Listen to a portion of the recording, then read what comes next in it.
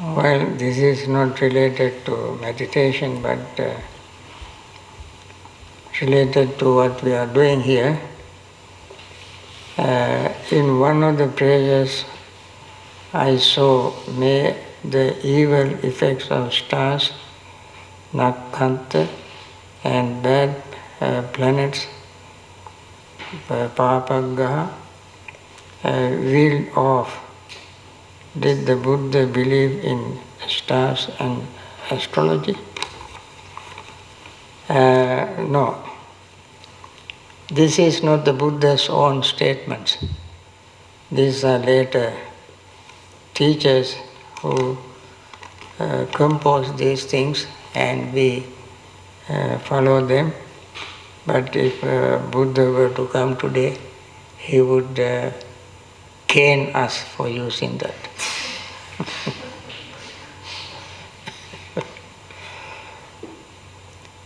I plan to attend a 6-week retreat. How would you recommend practicing Satipatthana and Anapanasati? 1 week of one and the other mix and blend. Entire retreat. I don't know. I'm not conducting that 6-week retreat. And if you are under a teacher, you ask the teacher, he will tell you, I recommend you to stay with one. Anapanasati Sutta is a complete sutta with all. If you don't understand these things, that will be very difficult. Just reading sutta like reading a novel in a newspaper and throw away, you don't know anything, you cannot practice. If you read one sutta very, very carefully, mindfully, slowly, line by line, and remember, then that sutta is enough. I think Anapanasati Sutta is a very good one if you understand it well. If you don't understand, you go to the longer one, Satipatthana, Mahasatipatthana, that would give you details. So you select whichever you feel comfortable. And I recommend use only one of them. Mahasatipatthana has a section from Anapana.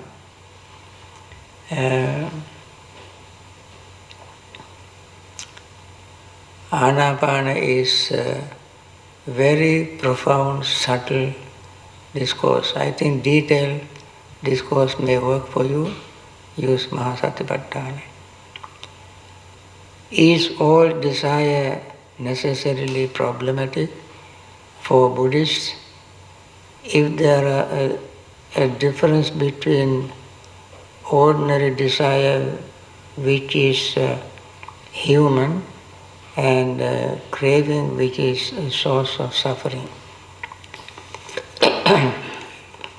Desire has two sides, two aspects: wholesome desire and unwholesome desire. Both are human. You will never find divine desire or any other desire, all human. Wholesome desire and unwholesome desire, the two kinds of desires. Unwholesome desire is desire to perpetuate desire, increase desire. Wholesome desire is desire to be desireless. So we cultivate wholesome desire to be desireless. That is a very gradual process. Don't try to eliminate it overnight in one sitting. It takes many, many, many years, even lifetimes, to get rid of it. Since you have studied the jhanas as an expert for many decades, can you recommend other teachers of jhana who you think have accurate understanding and effective teaching methodology? with which to engage in longer retreats. In fact, I don't know all the teachers who teach jhana. I have not had any discussion with them. I only heard, there are many teachers' conferences which I don't attend. Therefore, I don't know much about these teachers.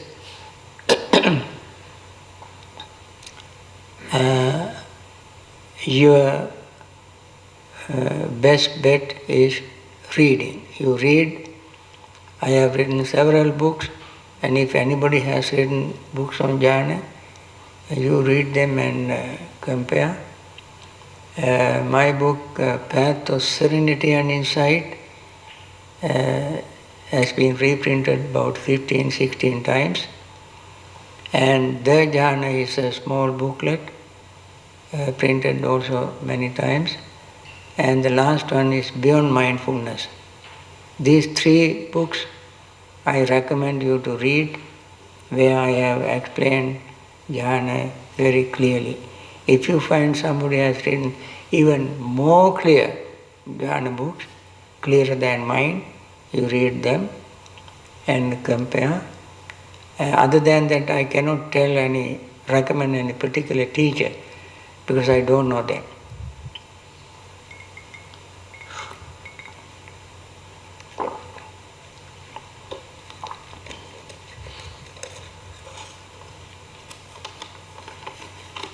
There is one more, I think,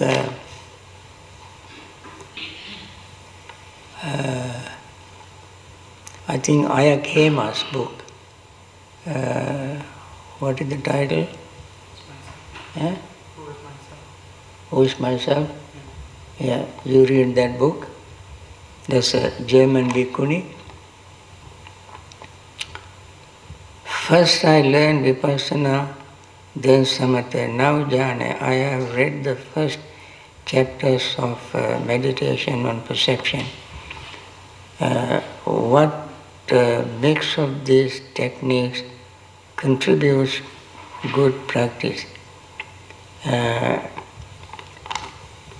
Meditation on perception is the latest in that series.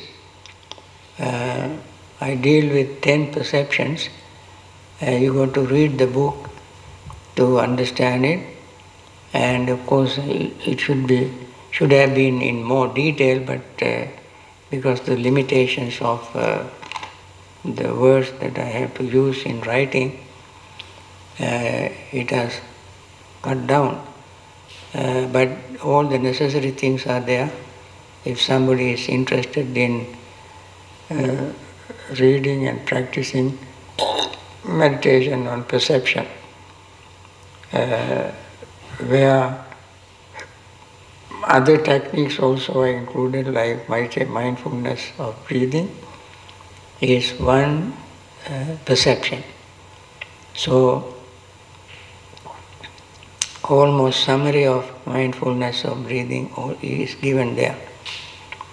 I think I recommend that because it has given the technique, the practice, the method. Can you suggest some techniques so the reflection on recurring unwholesome thoughts isn't just an intellectual exercise while meditating, or are there no techniques and it is meant to be more intuitive? I'm not teaching a technique. There are some teachers who teach techniques, but what I discussed during this retreat is my technique. So if you follow that, I think that would be a very good way of practicing. Other than that, I have not invented a particular technique. it appears Vitaka and Vichara, Vitaka and Vachi Sankhara to be very important in that they set the mood of the mind. However, in Madhupindika Sutta, Vedana appears before Vitaka. On the other hand, in one metta meditation, Vitaka seems to appear before feelings. That is, with the thought, may all be happy. The heart becomes warm. Why is this apparent reversal in sequence? Now, Madhupindika Sutta does not give meditation sequence of meditation technique. Madhupindika Sutta gives the sequence of occurrence of various states. That is, Chakkuncha Bhikkhave Paticca Rupechu Uppajjati Chakku Vijñānam Tinna Sangati Passo Pacca Vedana Yang Vedeti Sanjanati Yang Tang Sanjanati Tang Vitakketi Tato Nidanam Purisam Vitakka Sanya Sanka Samudachanati Atita Nagata Pachuppanesu Chakku Vijñesu Rupesu and so forth in that Madhupindika Sutta. That is because due to eyes, visual objects, consciousness arise depending on these three, contact. Depending on contact arises feelings. Then after feeling, we perceive. After perceiving, we think. And depending on thinking, all kind of mental proliferation rise. And so forth. That is the way how Madhupindika Sutta explains things. That's actually how things happen. So when we meditate, you may think or reflect on this to see the sequence of events. And Vitakka Vichara in meditation practice does not follow that system. It follows your breathing and then overcoming hindrances, and then Vitakka appears as a natural development. So Madhupindika Sutta technique is more theoretical, intellectual understanding of how things are happening. Jhana practice, meditation that we discussed this week is a practical way of doing it. That is the difference. Otherwise, there is no any discrepancy between these systems. One is the theory, intellectual way of explaining how things happen. Other is how to put our experience into practice. Are the jhanic factors, mindfulness, concentration at their climax in supramundane jhanas as they are in the fourth mundane jhanas? And teachers can be used to support, to uproot the hindrances. Yes. Therefore, and therefore can be used to uproot the hindrances. Now, you uproot hindrances when you have uprooted fetters. As I mentioned, fetters are underlying hindrances. I have used a simile of bamboo plants. I think those who have been here years, they know my explanation. Somebody planted bamboo plant by my window outside. Then I said, don't do that because it will grow very fast, then it will block my view. And he did not listen. He said, no, this is not Sri Lanka, this is America, bamboo will not grow like in Sri Lanka, and so forth. He planted. Believe me, after about a year, as I predicted, my window was completely blocked. You can see bamboo here growing outside. So I told him, this is what I told you, now you have to remove it. So he started digging and removed. After about 6 months, they grew back again. Then he got a bulldozer and bulldozed the place and removed it. And after another 6-7 months, grew again. Then there came a woman, very strong woman, to stay here. One morning after breakfast, she started digging. Every inch she dug and then found this long root. And she removed it. After that, it did not grow anymore. Now, hindrances are like those bamboo plants. Fetters are like the bamboo root. The root, the underground, there is a network of roots. From this network of roots, shoots come up. And these shoots, the plants coming out, growing up on the ground, are like hindrances. So you cut them by attaining jhanas and they grow again. Again you attain jhana, cut them and they grow again. It is just like cleaning a place. When there is a dust here, you sweep it and then it comes back again, you sweep and mop it and then again come back. Then you dig the place and put concrete. Similarly, when you attain supramundane jhanas, what you do, you eliminate the root. You attain mundane jhanas to remove 5 hindrances temporarily. It is a just temporary patch-up, band-aid. But you go to do the real surgery to remove the root. That surgery you do when you attain supramundane jhanas. So the roots are 10. They are belief in permanent self, doubt, and believing in attainment or liberation by following rules and rituals, greed, hatred, desire for existing in fine material form, desire for existing in material form, restlessness, conceit, and ignorance. These are the 10 fetters. From these 10 fetters, as long as these 10 fetters exist, hindrances grow out of them. So, by attaining mundane jhanas, what you do, temporarily remove hindrances.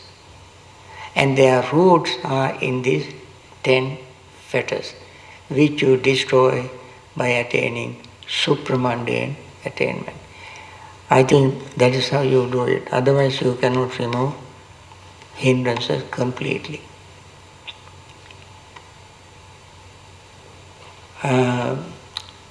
Could you speak about the role of fear with the hindrances?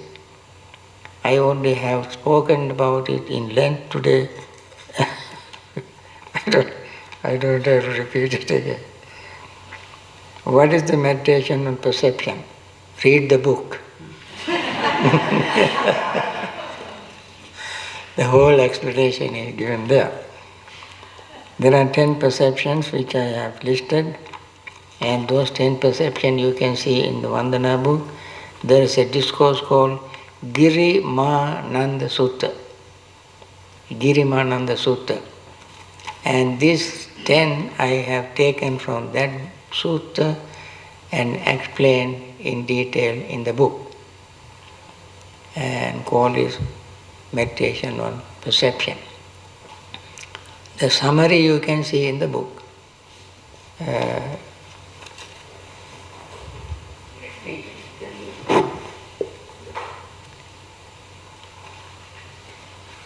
Girimananda Sutta.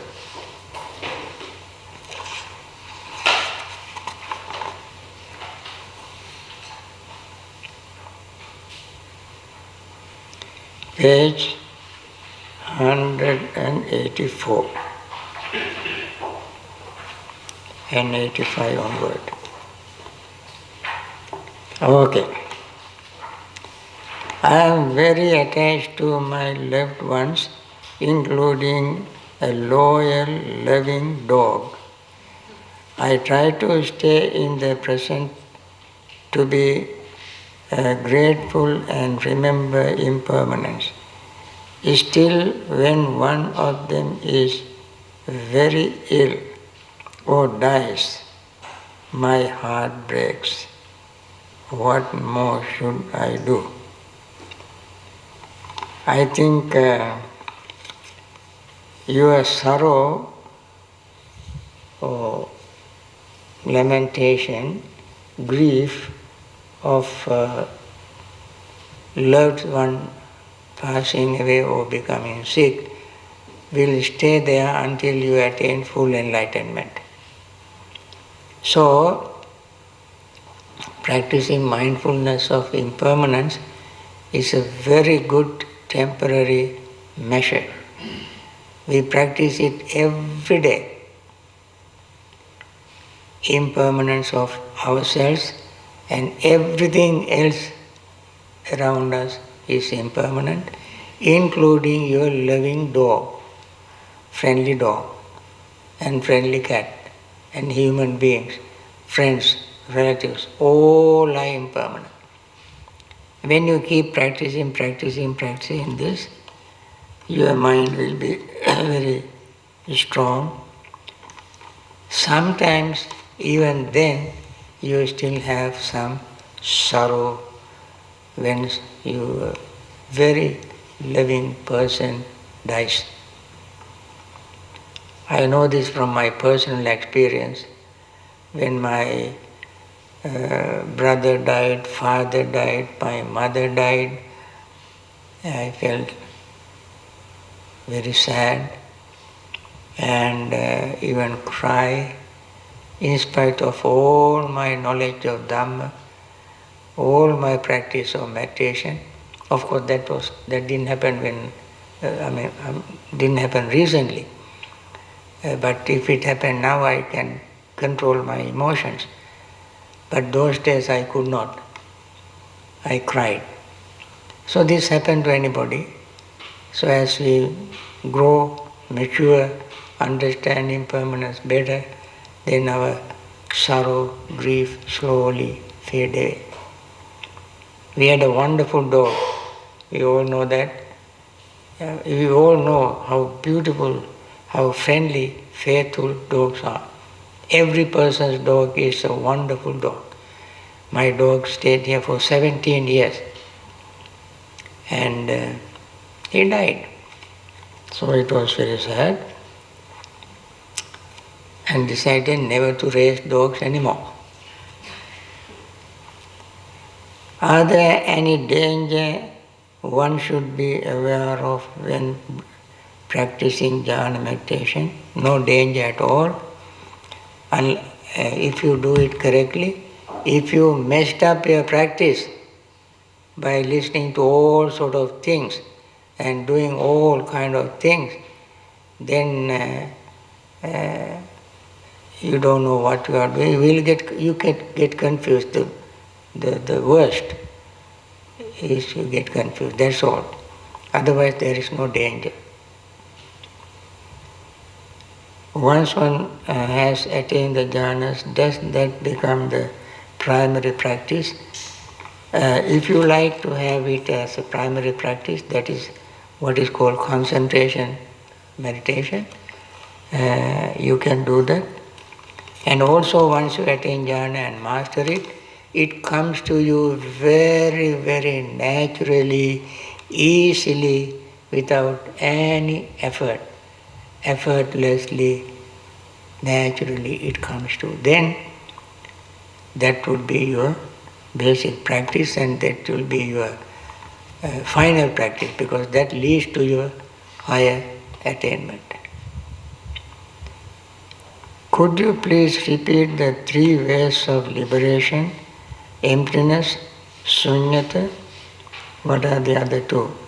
Sunyata, animitta, appanita. Sunyata means emptiness, animitta means signlessness, appanimita means not establishing any particular place. That is, we see impermanence of everything, then we understand sunyata, that is no self. Then when we understand animitta, no sign, there will not be greed. When we understand appanita, not establishing, there will not be ignorance. So these 3,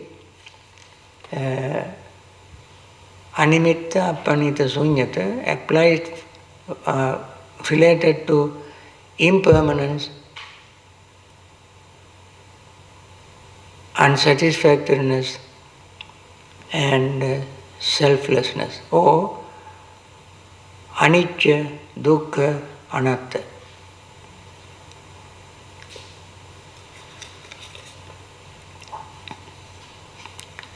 Anatta is sunyata, no self. Dukkha is appanihita, dukkha is animitta, no sign. Then anicca,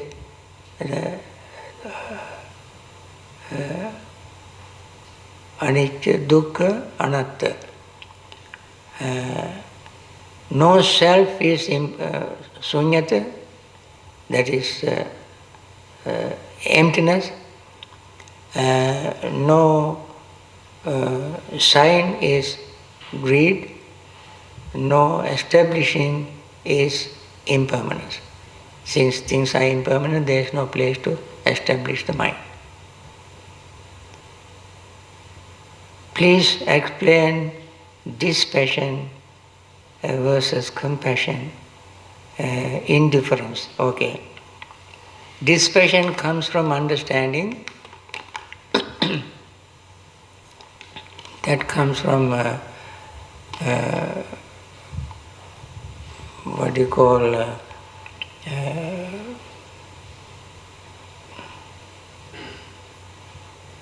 disenchantment. That comes from what do you call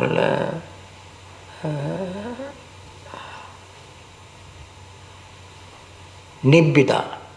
Nibbida means you become dispassionate. Nibbida is a Pali word, which means when you see the reality exactly as it is, you have a deep understanding, then you will no longer be attached to anything. Non-attachment is not anything negative. It is just becoming fully aware of what is happening. It is just like when you are a child, you are attached to various kind of toys. When you grow up, you are not attached to any toy, but you are not hating toys. You let children play with toys because that is what they like. You see them playing with toys, but you understand their mentality, you understand why they want to have toys and so forth, and you stay aloof without becoming attached to the toys. That kind of, when you understand things, you are not attached to anything. That is called dispassion. So,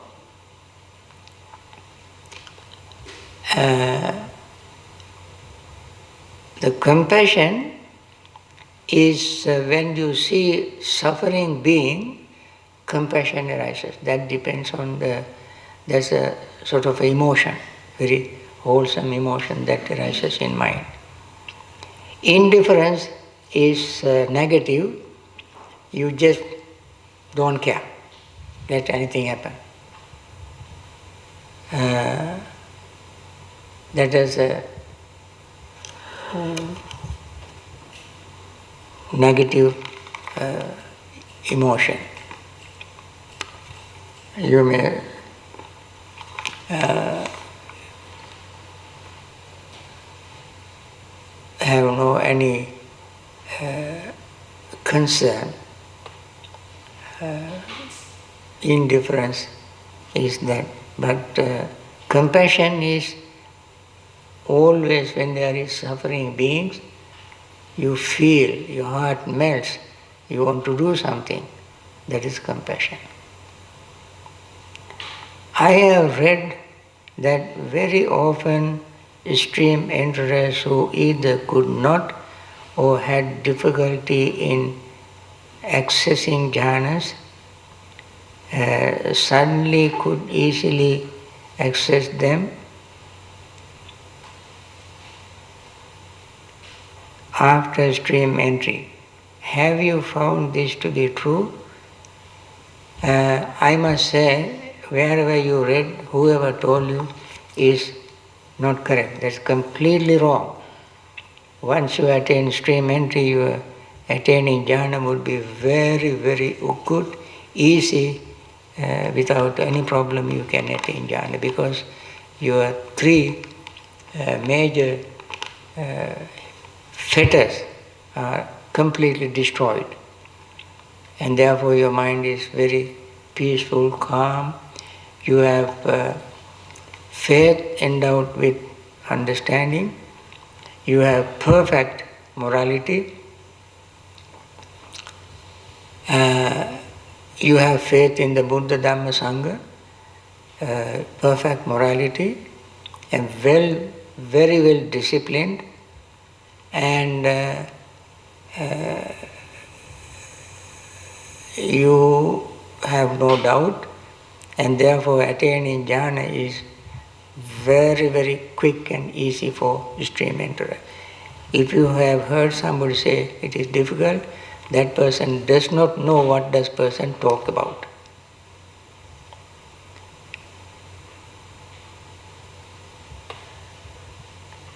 Do you have a favorite Dhamma story about the power of metta?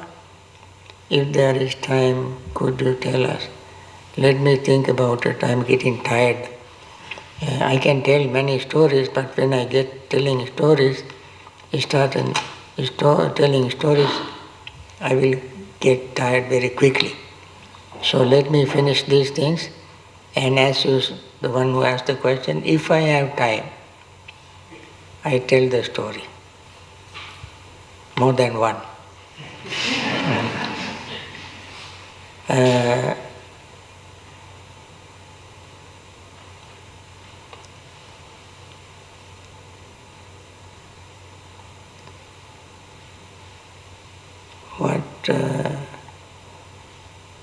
After we have left the course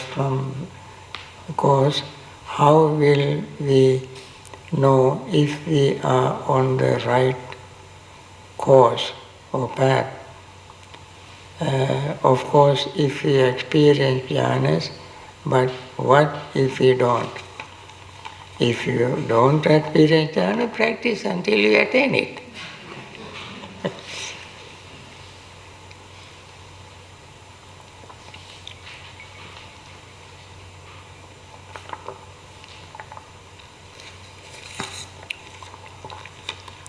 Okay. Would you please repeat your explanation of sustained application of thought and till not, I'm not clear on it yet. Sustain meaning keeping it. don't lose it. That is sustaining.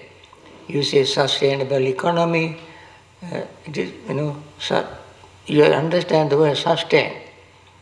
You keep it, maintain it. So stay in you. That is sustain. Applied thought, sustain, stay with you. That is sustain thought means. It is not anything different. The same applied thought, 3 types I mentioned: thought of letting go, thought of loving friendliness, and thought of compassion. These 3 together called sustain, applied thought. And these 3 thoughts stay in your mind. That is called sustained thought. Okay. For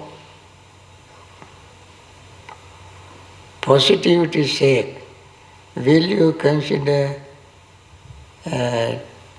titling your metta book Loving Friendliness instead of Loving Kindness, if it is etymologically correct and it clarifies distinction between metta, karuna? Actually, I have explained it in the book. Wait until it comes out. Although title is the common popular title, but the difference I have explained in the book. If I understand correctly, initial application or sustained application, metta, karuna, dana, letting go, we have activated metta with recitals. How do we activate karuna, dana, letting go during meditation?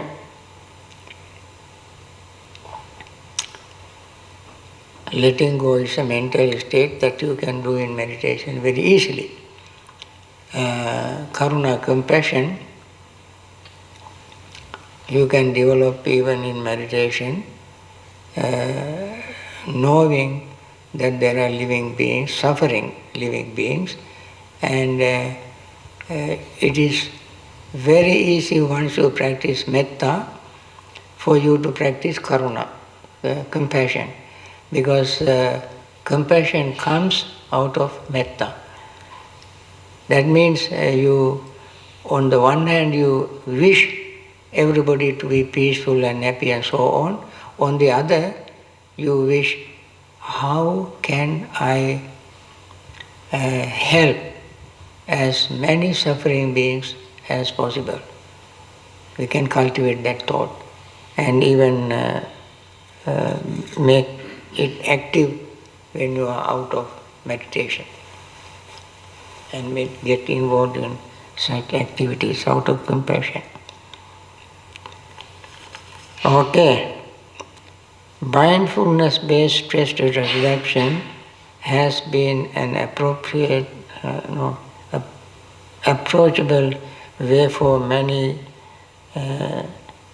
to gain exposure to Dharma, some principles, and reduce their stress. Lay practitioners can be trained to teach it. However, there is a fee, structure in most cases to run the course. Is it still okay to do this if there is money, or does it conflict with Dhamma? If money exchange, okay. Well, of course, people have to rent places. They have to pay overhead charges and so forth. Perhaps people who are willing to attend it and willing to pay fees and go and learn, that will be good. So they feel something they have gained from this practice. Since they are lay people, they are not supported by donations like us. We are supported by donations, and therefore we don't charge. Lay people cannot do that, and therefore they have to charge. So I don't think it is totally wrong.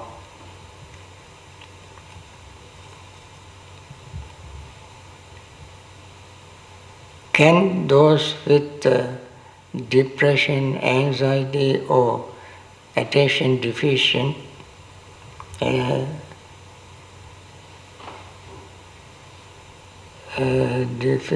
disorder use antidepressant, anti-anxiety, or stimulant meditations to support them while they practice?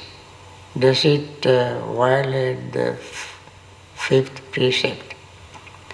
Now,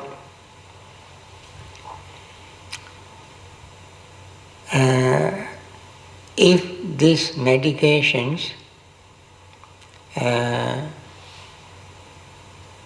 help them to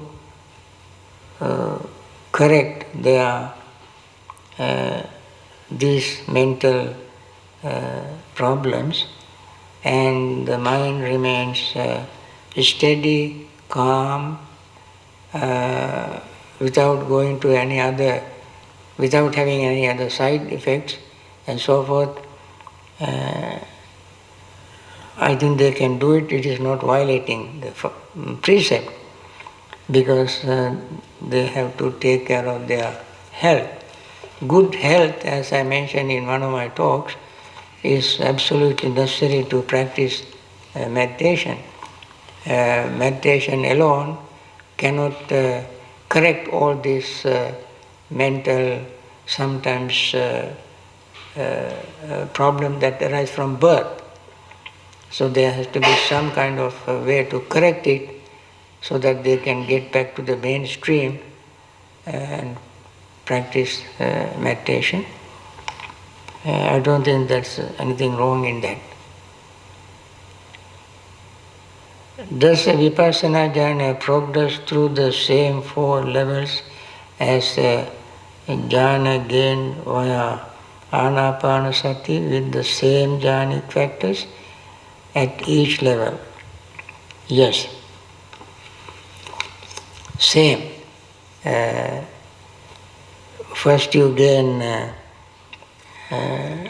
joy, happiness by practicing Vipassana, and then the rest follows exactly like any other way you are practicing jhana. Some teachers recommend generating a feeling of metta within by bringing to mind a time you were very happy or acted with compassion or metta, and then being with a wish for yourself, may I be happy, have metta, etc. Do you think this good practice? I think this is a benevolent thought that you have done something very meaningful to help people, and you practice metta, and by doing so you make others happy. When you think of your action that made others happy, you are happy. With this happy feeling, you can practice meditation and even practice jhanic meditation. I think that's a good thing, no, nothing wrong in that.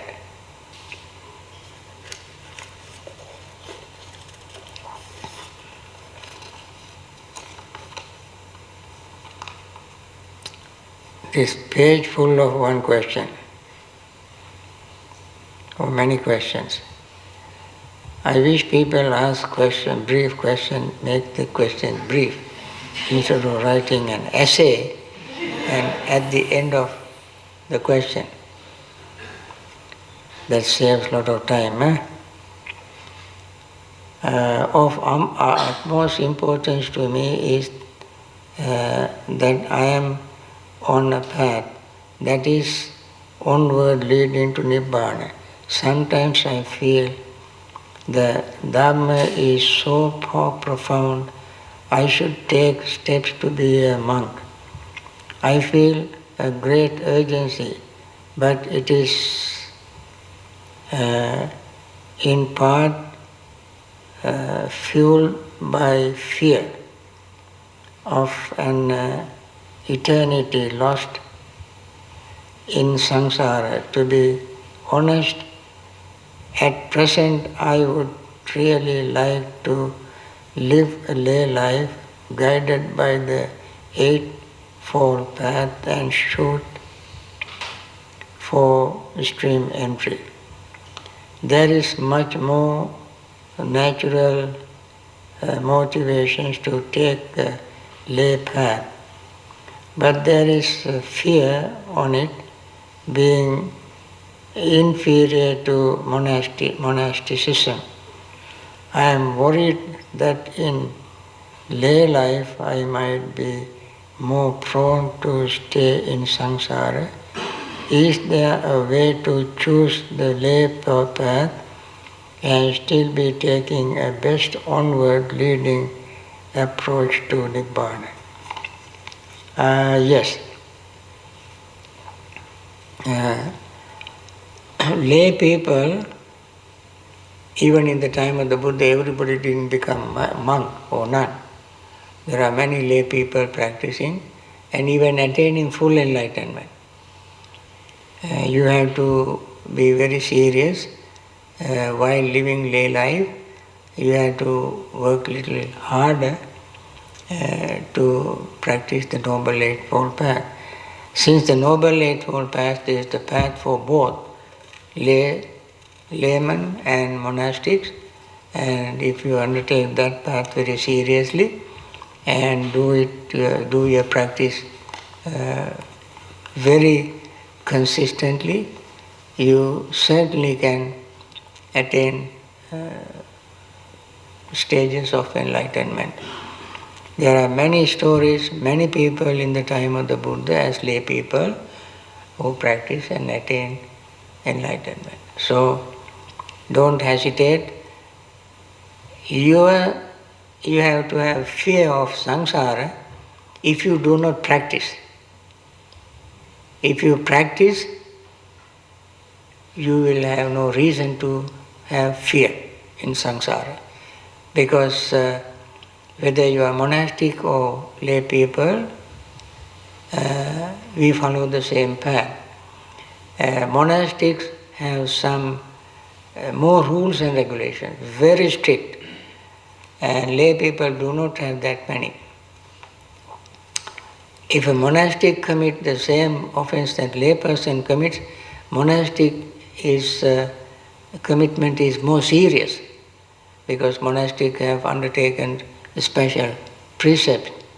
Therefore, their commitment is very serious. Lay people practice is somewhat easier in a way, because they don't observe so many precepts, but they all have to very diligently, sincerely follow the Noble Eightfold Path. I try to finish these questions, although I'm so tired, anyway I try to finish it. The other night you mentioned that one should not use a mantra. Some Theravada Buddhists recommend using the word Buddho with the breath. What do you think about it? To be very honest, sincerely, friends, using the word Buddho itself is not enough. And we have to deepen our understanding. The word Buddha does not deepen your understanding. And that also would be stimulating your mind to verbalize. When you verbalize and stimulate the mind, gaining concentration would be difficult. And even the Buddha has never recommended anywhere to repeat his name to attain any jhana. He rather wanted us to open our mind to see the reality to attain any attainment, jhana or anything, through understanding. But the word Buddha itself does not open our mind for understanding. And therefore, sometimes, people without any, they don't know where they go, what they do. They simply throw something into somebody's mind and then they keep repeating it. I would not recommend that. Not that I don't respect the Buddha. My respect for the Buddha is the top on the top. There's nothing more than that. But this repeating the name of the Buddha alone is not enough. Perhaps in order to gain some control of your mind, at the beginning you may do it that, and then later on you got to get seriously involved in the real serious practice. Nowhere have I ever come across anywhere in Buddhist literature, in the sutras and so forth, where somebody, by reciting the word Buddha, has attained any stages of enlightenment. Nowhere. I may be missing something, I don't know. I have been having very vivid dreams where I am breaking the precepts. Also once where horrible things happen to me, I wake up guilty and upset. Is this karmic or just overactive brain activities? I think you gave the answer, overactive brain activities, so don't worry about it. In order to avoid these bad dreams, nightmares, horrible dreams, practice metta. Practice metta. Before go to bed, practice metta. Because when you practice metta, na papakam supinam pasati. You will never have evil dreams, bad dreams, horrible dreams. And therefore, the only remedy I suggest is practice metta. What is the significance of full moon day and new moon day? Well, full moon days and new moon days in a certain way are significant in relation to the events that have been taken place in the history of Buddhism. Also full moon and new moon in ancient time, especially full moon, were used for people to go to gather in religious places. And I don't know the origin, but those days people were nomads, farmers,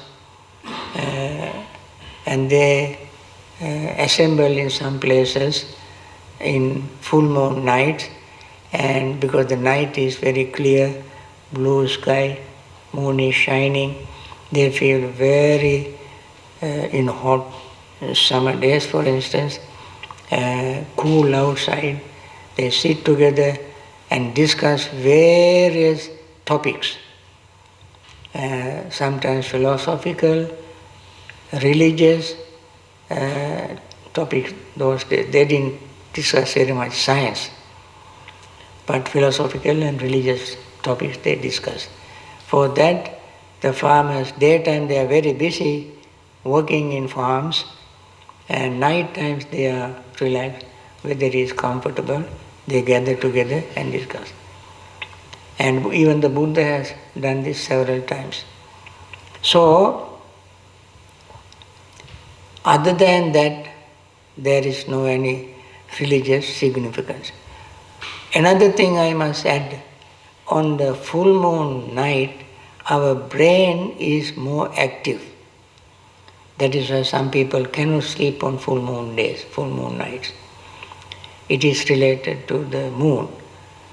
And the word sometimes used, I don't know how it happened, you started using, even those who have mental chemical imbalance in the brain are very, very active, and their mind becomes very uncontrollably active, and they call lunatics, because it's related to the moon. Luna is the moon. So the moon affects the brain.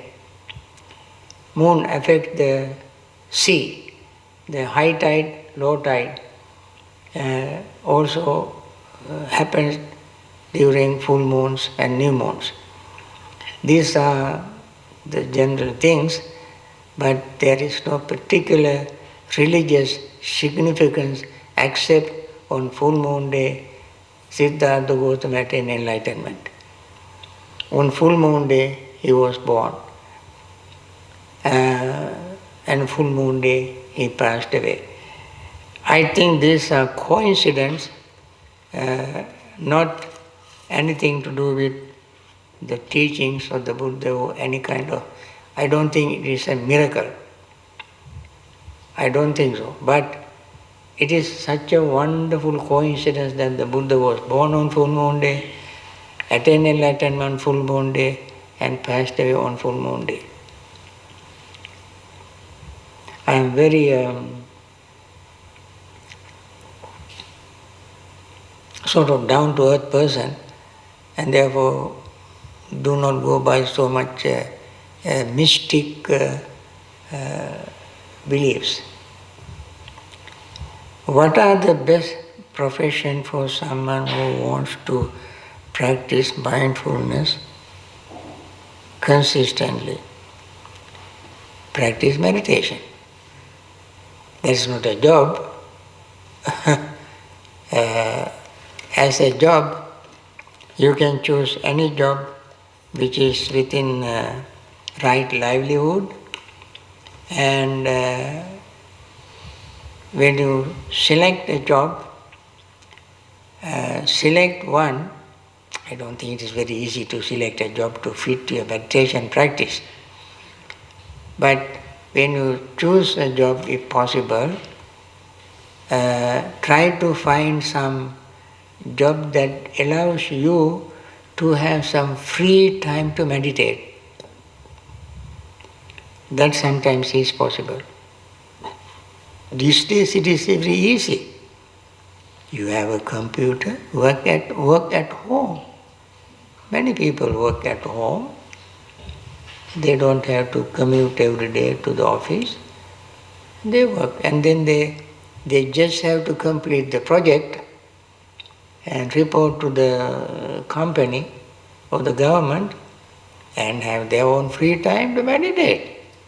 That's a good job.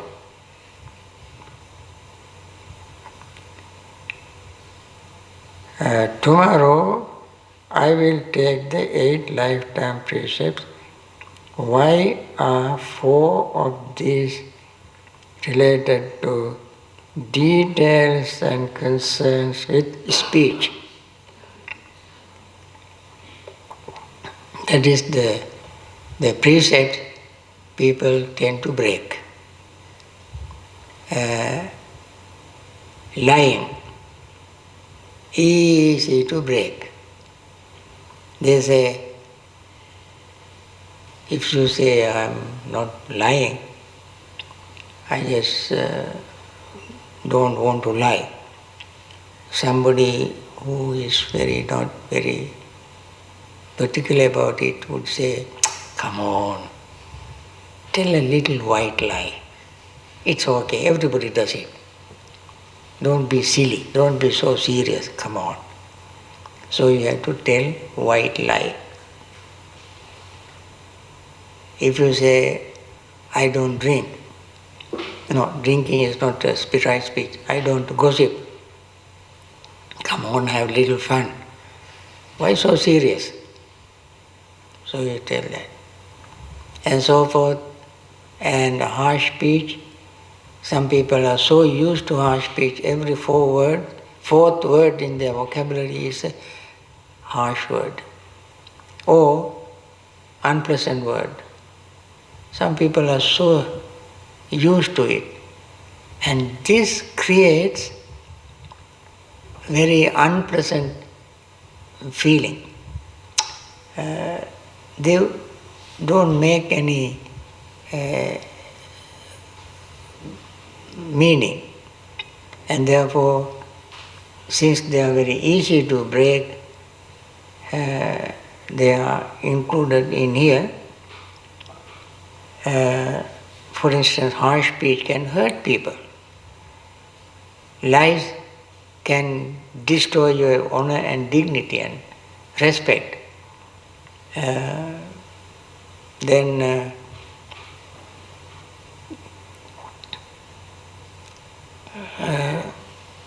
divisive speech. You divide people by what you call backbiting, slanderous talk. You hurt people, you divide people's friendship, relationship. And useless speech, gossip. People like to, blah, blah, blah, blah, blah. The Pali word is sampapalapa. Sampapalapa, it is a sort of onomatopoeia. Sampapalapa, you blah, blah, blah, blah, blah, blah. Everybody like to blah, blah, blah, blah, blah. Sampapalapa. Very easy to do. And just wasting time. And that is why they are included. And I'm sorry I don't have time to tell the story, metta story. Maybe tomorrow. I'm very tired already.